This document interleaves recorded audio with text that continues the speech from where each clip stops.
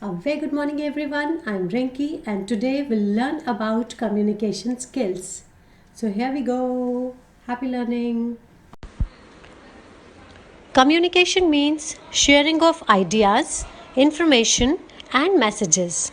It can be defined as exchange of facts, ideas, opinions, or emotions between two or more persons to create a common ground of understanding. Communication involves at least two persons, that is, a sender and a receiver. The sender develops and transmits a message to the receiver, and the receiver receives the message, makes sense of it, and responds or acts accordingly. See, in today's world of cutthroat competition, communication is one of the key factors of success. It is very important to understand the true meaning of communication and incorporate it in our lives to make things easier. There are two methods of communication. One is verbal communication and next is non-verbal communication. Verbal communication. Verbal communication means sharing information with the help of words, spoken or written. It is what most people use as a method of communication. Verbal communication is important because if you don't use the appropriate words where and when required, you will not be able to communicate what you wish to communicate. The important forms of verbal communication are oral communication and written communication. Oral or spoken communication. Oral communication is the mode of communication in which messages are communicated between the sender and receiver through spoken words. Technology has advanced so much that new forms of oral communication continue to develop. Video calls and video conferencing combine audio and video so that people in distant locations can both see and speak with each other. Need for learning oral communication skills. For a successful life, it is not just enough to speak, talk, or discuss a matter. More important is how you talk, discuss, or speak. Thus, oral communication skills are a must for success. Written communication. Communication which involves written or typed words is called written communication.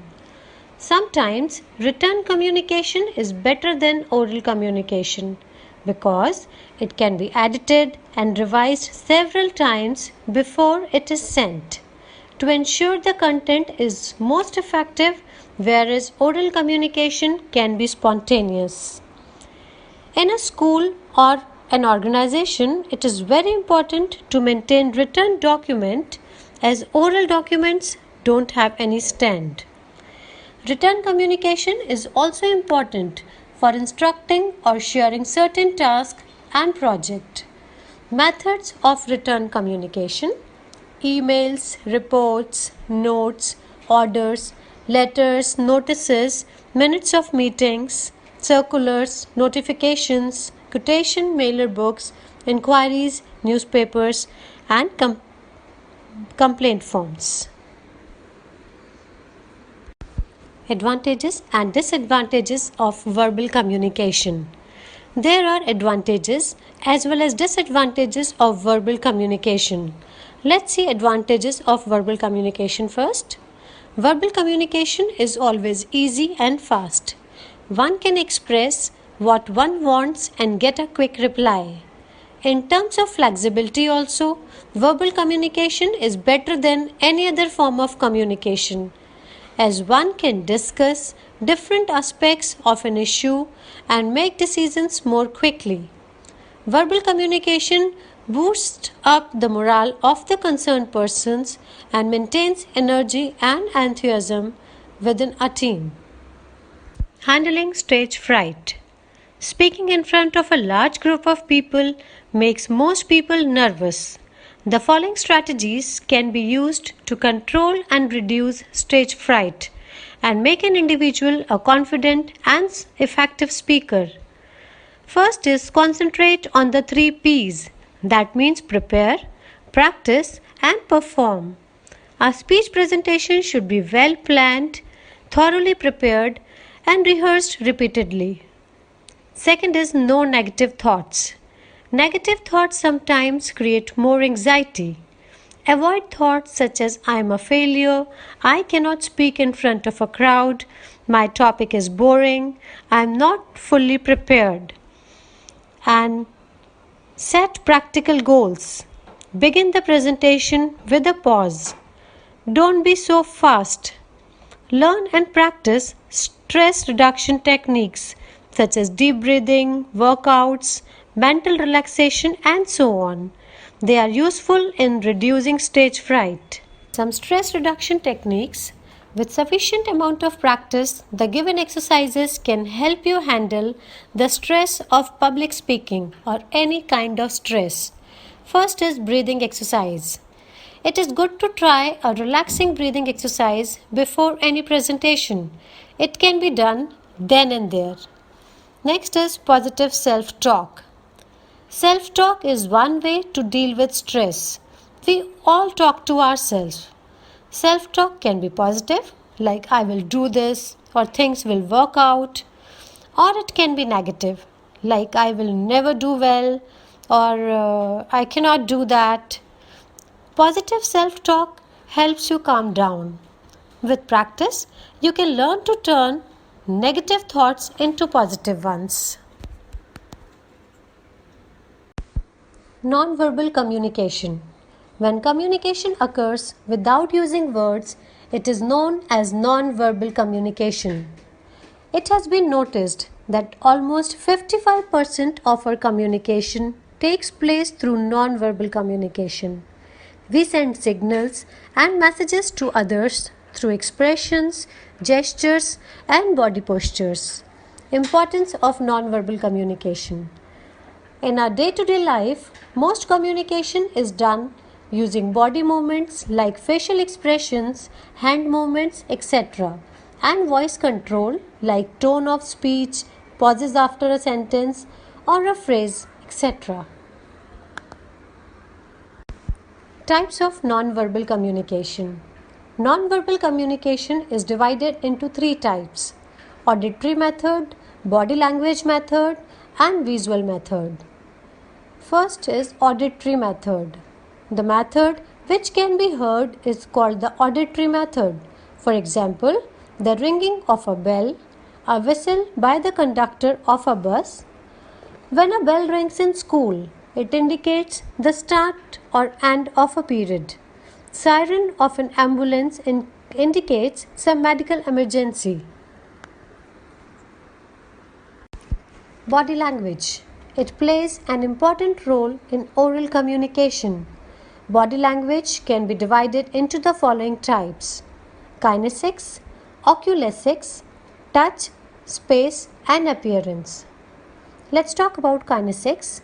Kinesics includes certain body movements and gestures that serve as a form of non-verbal communication. For example, facial expressions, gestures, postures, handshakes, arms, etc. Oculesics. Eye contact indicates interest, openness, and sometimes even aggression. Even lack of eye contact conveys a message. Touch. We communicate much through touch. When a teacher or a parent pats the shoulder of a student or his or her kids, it shows appreciation. Space. Space also speaks. It shows how intimate the other person is with you. Appearance. Whatever you carry or wear speaks a lot about your personality, especially your dressing sense, has the greatest impact with respect to influencing others. Visual methods. Another important method of communication is visual communication, which involves sending and comprehending messages only through images or pictures. The main benefit of visual communication is that you don't need to know any particular language. We communicate through visuals like charts, pictures, graphs, and colors. The message conveyed stays for a long time in the mind of the receiver. Even color conveys different messages. While driving, the red signal means that the vehicle has to stop. You understand just by looking at the red color that you will have to stop the vehicle. Nobody asks you to stop the car, but still you stop. Extensive data can be presented in a very compact form with the use of pictorial representation. Feedback. Feedback is the final component and one of the most important factors in the process of communication. It completes the two-way communication. Feedback can be verbal or non-verbal. A smile would be a positive non-verbal feedback, whereas a frown would indicate a negative feedback. Effective feedback needs to be clear. The feedback should be clear to represent the understanding. Well timed. Feedback may not be instant, but much delayed feedback may not be worthwhile or even may not serve any purpose at all. Specific. For a feedback to be effective, it must be specific. Bearing right attitude. Both undermining attitude of the sender and fault-finding attitude of the receiver should be avoided to make the feedback effective. Truly representative. Feedback may be positive or negative. One should not hesitate to convey negative feedback. Informative. The feedback must be informative as the receiver of the message expects from the sender some information in the form of feedback which the receiver does not already know. Whatever may be the mode, that is verbal, non-verbal or written, feedback is very important. Impersonal. Feedback to be effective should be free from personal reactions.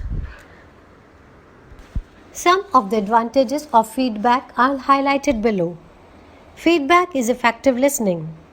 Whether the feedback is provided verbally or non-verbally, the person providing the feedback needs to know that they have been understood and their feedback provides some value. Feedback can motivate. Providing regular feedbacks can actually motivate employees to perform better. Feedback leads to problem solving. Feedback can be very helpful in problem solving because when the sender shares a feedback regarding some issue, the receiver can focus on that aspects clearly and improve in that area, leading to an overall growth. Feedback can improve performance. Feedback can be mistaken for criticism. In fact, constructive criticism is very productive. It can direct the attention of the receiver towards the area of improvement, which can eventually improve the performance. Better understanding. Feedback helps to understand the view and opinion of the sender. With better understanding, the receiver decides for the next step. Creating healthy relations. Two-way communication are effective and therefore help us create better relationship. Effective coordination. Feedback enables effective coordination in any teamwork, resulting in efficient project completion. Barriers to effective communication. Sometimes we are not able to communicate clearly because of certain barriers that stop us from sharing and understanding messages. Factors responsible for communication barriers are language. Language can act as a barrier to communication. For example, a speech in English may not be understood by many people. There is always the possibility of misunderstanding the feeling of the sender and the message. Visual perceptions. What we see with our eyes is not always the same. Visual perception is the brain's ability to make sense of what we see with our eyes. Past experience. Some people don't listen carefully because of formed impressions based on earlier encounters. The speaker and the listener must trust each other. Prejudice. If one is prejudiced against someone, he or she becomes defensive and responds in a manner that lacks understanding. Such defensive behavior prevents real understanding of the message. Feelings. Our feelings and emotions, such as lack of interest or not trusting another person, affect communication. Mechanical factors and personal factors. Mechanical factors like equipments used for communication should always be in perfect working order. Any defect in the equipment may disturb communication. Sometimes it becomes too late to communicate due to defects in the equipment. Personal factors.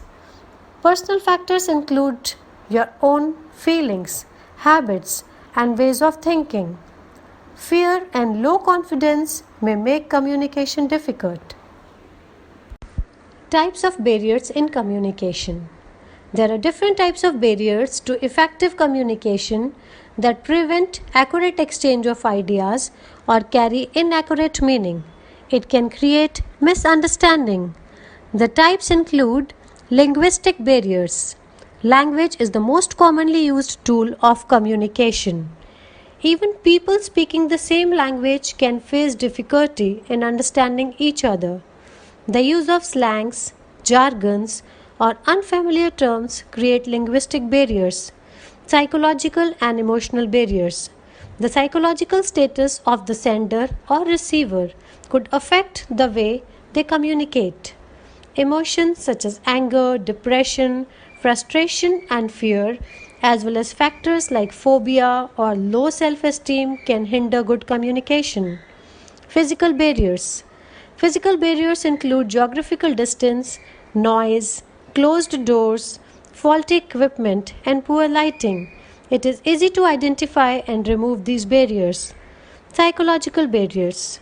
Physical disabilities like hearing difficulties, poor eyesight, ill health, dyslexia, and shrillness of voice are listed as psychological barriers to communication. Attitudinal barriers. Certain characteristics or behavior of people hinder effective communication.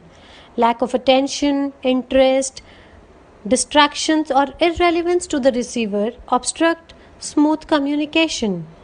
Cultural barriers. The norms of social interaction differ greatly in different cultures. For example, the way in which emotions are expressed is different in diverse cultures. There are also other cultural factors that often obstruct effective communication. Measures to overcome barriers in effective communication. It is very important to manage the barriers to communicate to allow smooth flow of information. Let's look at some of the measures to bridge the barriers to skillful communication. One is active listening. Active listening is a skill that can be acquired and developed with practice. Active listening means to concentrate on what is being said rather than just hearing the message of the speaker. It involves listening with all senses. Use of simple language. Use of simple vocabulary and sentence structure is easily received and understood by listener. It is better to choose words which are commonly accepted. Clear thoughts, concise and logical presentation. The speaker or sender of the communication should accurately know what he or she wants to convey. As the speaker, one should arrange his or her thoughts coherently. Analyze and recognize the need of the receiver. The person sending the message should first analyze the level and environment of the receiver and then prepare the structure of the message. The sender should not deliver a message as per his or her understanding. Rather, he or she should prepare according to the need of the receiver. Reduction and elimination of physical barrier. The most common physical barriers are noise, geographical distance, and technical glitches in communication medium. People involved in communication should ensure to choose the location with least or no disturbance in terms of noise and errors in the equipment used for communication. principles of effective communication. The principles of effective communication are collectively known as 7 C's of communication. Let's take a look at each one of them. Clear. It means the idea should not only be clear in the mind of the sender, but also be easy for the receiver to understand. A message that takes very little time to read and understand is always appreciated. Concise. Being concise means keeping to the point or using few words but without losing the main idea. Concrete. Concrete and specific expressions must be used in place of a vague and abstract expressions. The facts and figures presented should be specific and correct. Next is correct. Effective communication is determined by the correct use of grammar and appropriate words. Coherent. Any specific communication requires the words to be related to the main topic. Not only this, they should make sense with respect to what is being conveyed. Complete. A complete message includes whatever information the receiver wants for action to be taken. Courteous. As the word suggests, it expects the speaker to be aware of the listener's feeling. Courtesy is not only restricted to thank you and please, but it is a sincere and genuine expression that shows how much respect and care we have for others. The 7 extremely effective C's are together a power-packed approach that helps in effective communication. A communicator may speak or write fluently, but she or he must also be factual, thoughtful, courteous, correct, and complete in the communication process.